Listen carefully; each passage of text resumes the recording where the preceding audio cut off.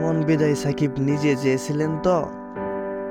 প্রেম ধীরে মুছে যায়, নক্ষত্রেও একদিন মরে যেতে হয়, হয় নাকি? কবি জীবনানন্দ দাশের কবিতার এই চরণটির বাস্তব উদাহরণ হয়ে রইলেন সাকিব আল হাসান।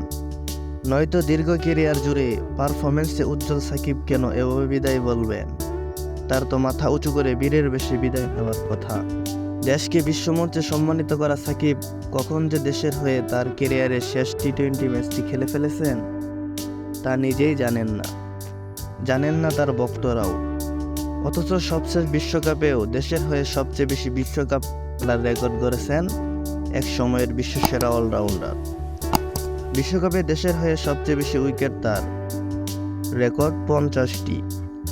বিশ্বকাপে বাংলাদেশের হয়ে সবচেয়ে বেশি ম্যাচ খেলেছেন সাকিব, যা ভারতীয় অধিনায়ক রোহিত শর্মার পর দ্বিতীয় সর্বোচ্চ। শুধু কি ম্যাচের সংখ্যা, আন্তর্জাতিক টি-20তেও উইকেট তোলার বিচারে সেরা 3 জনের একজন সাকিব।